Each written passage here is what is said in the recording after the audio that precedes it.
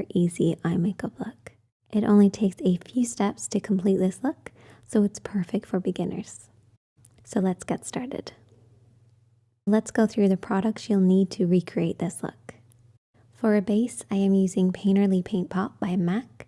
This is a great base for creating a blank canvas and giving our eyeshadow something to hold on to. We're going to be applying 3 different shades, a light, medium, and dark. Our lightest shade is this one by Yves Saint Laurent. It is number 3 Satin Crush. Next, I have the Up Cosmetics 5 Second Eyes in the shade Smoky Bronze.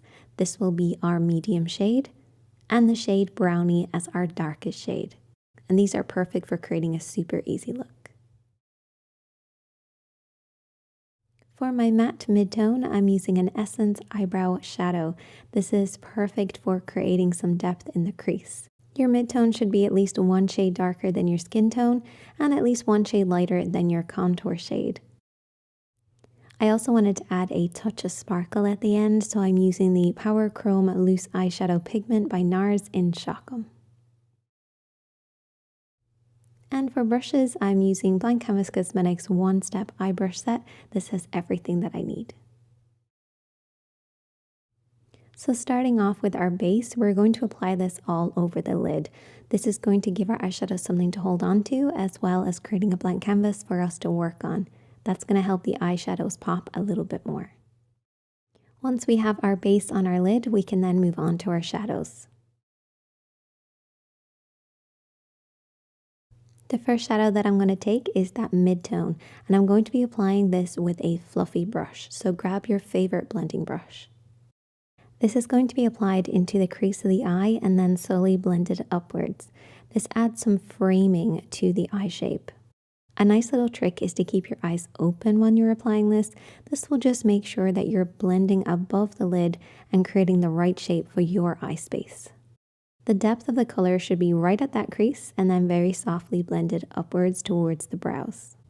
We're going to start off with our lightest shade, and we're going to be applying this with a small brush. I'm using a pencil brush. I like to start by applying just a small amount underneath the brows. Make sure you don't bring this down too far. You're keeping it quite tight underneath the brows. And then we're going to focus this on the inner third of the lid. So starting in that inner corner, bringing it to about the halfway point and stopping just there.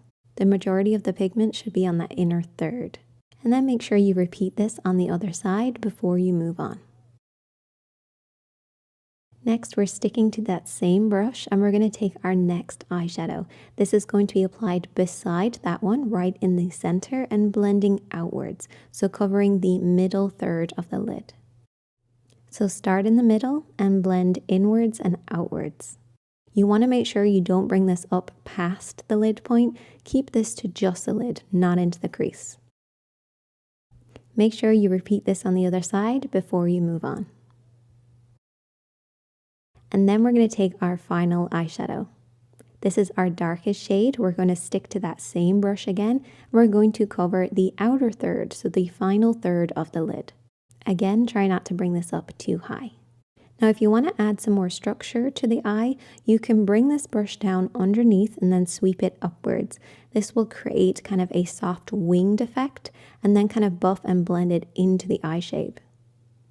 It adds more of a lifted look. I always like to go over with my blending brush just in that outer edge so we don't have any harsh lines.